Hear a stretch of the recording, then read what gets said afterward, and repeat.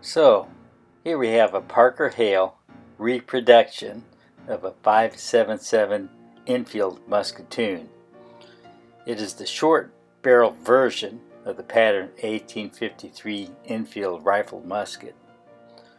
A friend had inherited it, and having no interest in loading a rifle from the business end or messing with black powder, gifted it to me, knowing that I was a purveyor of the dark arts and had a weakness for English designed stuff.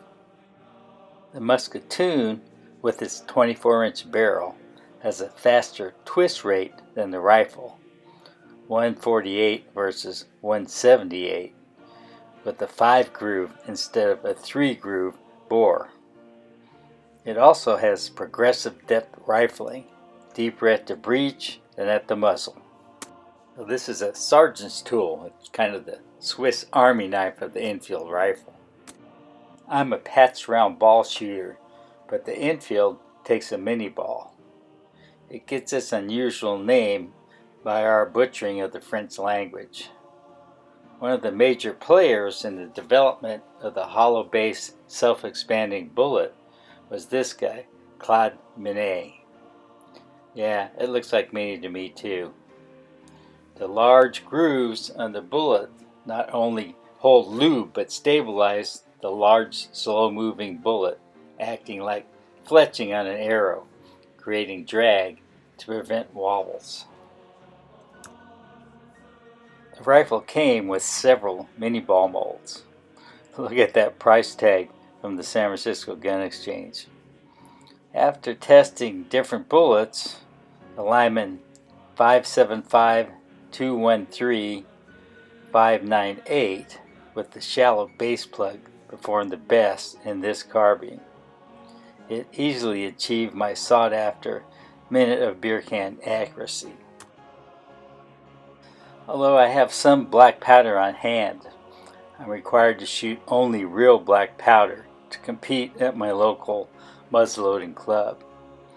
So I reserve the Holy Black for that purpose and use black MZ and black powder substitute for everything else.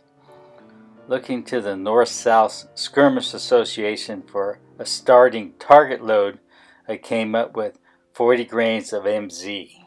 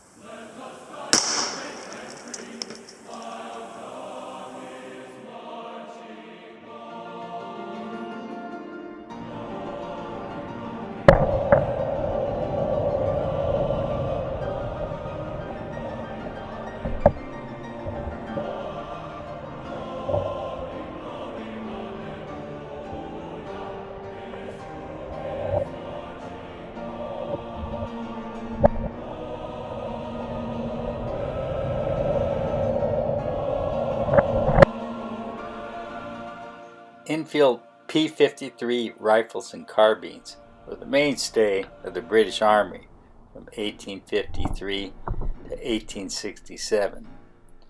Hundreds of thousands of Enfields were imported to the U.S. for the American Civil War to arm both sides. Although Parker HALE did not come into existence until 20 years after the Civil War, and did not produce a muzzleloader until the 1970s, they used the original master gauges from the Royal Armoury Museum at Enfield to produce the best repo P-53s.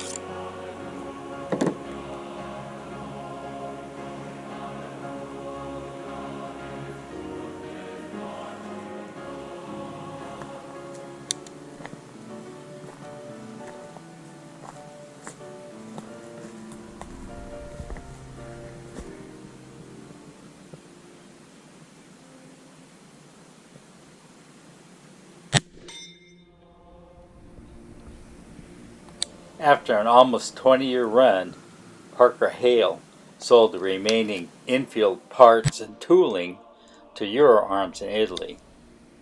Most of these guns will be marked "Made in Italy" on the trigger guard.